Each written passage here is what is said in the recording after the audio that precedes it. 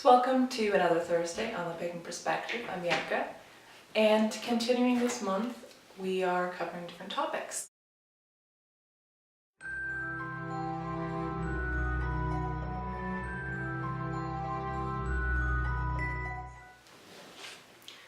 So the topic that I'm going to do is a really long topic, so I'm not going to read the full thing. It'll be in the description bar below. You're welcome to read it. But the gist of it is that applepineapplebanana writes in and says that they sometimes see what they were calling orbs or floaters, basically these like little white balls that would seem like they're moving really, really fast whenever this person looks at the sky and relaxes their eyes. They say that their father, who is I think it was acupuncturist, says that it's because of chemical indifferences in the brain and a kidney problem, not eating well and all of that. But basically, what do we think? So, thinking about it, when I read the title, I thought of something very different. When I think of an orb or a floater, I kind of think of, like, when you look at a light and then you look away and there's still that, like, shadow. It's not even a shadow, that after image of it. That's kind of what I think of it as, a floater, an orb. But when I did what they described, the looking at the sky, I was like, oh yeah, I see that too. And what I think, of course I can't know that that's what this person is seeing, but I think that I see something similar. And where I notice it is when I have a lot of eye fatigue, when my eyes are really tired, I've been using them a lot, and I look at something really bright, that transition between the kind of dim and the bright, and that happens with the sky because the sky is actually incredibly bright. And we don't really notice it as much, but when you look through a camera, like take your cell phone camera or something like that, and look at the sky and see how hard it is for the sky, it'll turn white, right? Because your camera won't really be able to pick up that big of a difference from the ground. So we're going through this huge transition of the amount of brightness. And I'll also notice it on things like big white walls. But I didn't want to actually spend the video talking about that. I wanted to use this as a kind of a baseboard, a jumping board, what's the expression? Basically to jump into a kind of related but similar topic. So first, the actual cause of whatever that is, there's a million different things that it could be. It could be a blood sugar thing, there could be pressure on the optical nerves, the electrolyte imbalance, which is what the father suggested, or at least that's what it sounded to me like he was suggesting. If it is a problem, or it could just be something that happens with their eyes, because as I mentioned, it's something that I think I experience too, and I'm pretty confident about, my sugar levels and pretty good about electrolyte levels and that sort of thing. Not to say that it couldn't be off, or that there couldn't be any other cause. But I wanted to talk about, and this might seem like a stretch at first, but being our own authorities. And in paganism, now paganism we've talked about before is a huge term. It covers a lot of different, it's an umbrella term, covers a lot of different traditions. There's a lot of different opinions. But one often common theme, not everybody, but many people talk about, and I've talked about a lot on this channel, is being our own authority in terms of our own moral authority. We decide for ourselves what's right and wrong and how we're going to decide, how we're going to guide ourselves in that. We talk about how we decide for ourselves what kind of God or not God that we're going to believe in, what are we going to hold sacred, what are we not going to hold sacred. So we talk a lot about making those decisions, being really centered in ourselves for those moral things, for those thought things, for those belief things.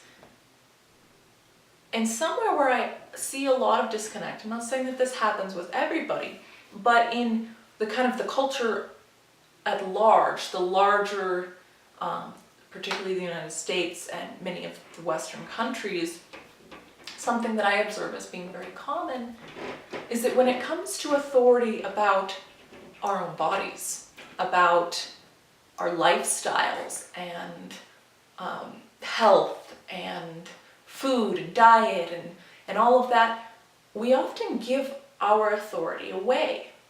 You know, we go to the doctor and the doctor says, you're depressed, take this medication. And we take it without thinking, without understanding the mechanism of how it works or why we're taking it and how is it going to interact with these other things that we're taking. I'm not saying that everybody does that, but it's a common thing that I see. And it's very interesting to me because I think that it's very interesting that in many people who decide on a moral level to be their own authority don't always decide to be their own authority about their body. And, you know, I've talked before about how I don't really like to look at this as being a separate thing about, you know, spirit and body being separate. I think that spirit and body are one thing, and that is us, right? That is me, that is you. So I don't like to, you know, you guys know me, I don't like to tell people what to believe. But I kind of in this video, I'd like to invite people, and of course many of the viewers probably already do this, just because of the type of viewers that you guys are, that, you know, the kind of community we are, but to really think about taking some authority in ourselves. Not to say that to disregard doctors or medicine or things like that, because we don't know everything. You know, an individual can't be an expert on everything, and frankly, we don't really have time to, right? So having experts, having people to go to is really important, I think. And I am a strong believer in evidence-based medicine and all of that. So by no means am I saying throw out this branch of medicine or that branch of medicine or anything like that, or say, and I'm not saying believe in what I believe. I'm saying that I am inviting you to try and be really present with yourself and make decisions based on you. Make your decisions. Of course, with input from experts and people who might have more intellectual knowledge about something, but ultimately it's you and your body and your life, and decide, you know, informed decisions, but what is healthy to you? And you could look at this particular channel and the different hosts, you're going to get a very different answer from each of us, what we think is a healthy lifestyle and what we think is the decisions that we make, and that's, you know, that's really great, and that I think you'll also see that reflected in when we talk about things that are more spiritual. But I think that this physical stuff is just as spiritual as not. So to bring it back to kind of seeing the floaters or something like that, you know, I would suggest being really aware of that and noticing, is that your normal? Is that normal for you? And when there's a change, that's something that we often need to pay attention to and recognize that there might be some sort of chemical cause, like an electrolyte imbalance, and there might also be emotional components, you know.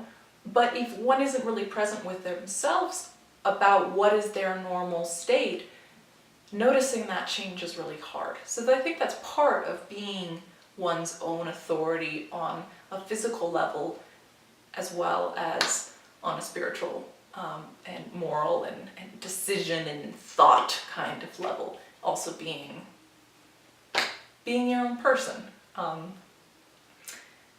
So I know that this, if you read the topic below, it wasn't exactly on track.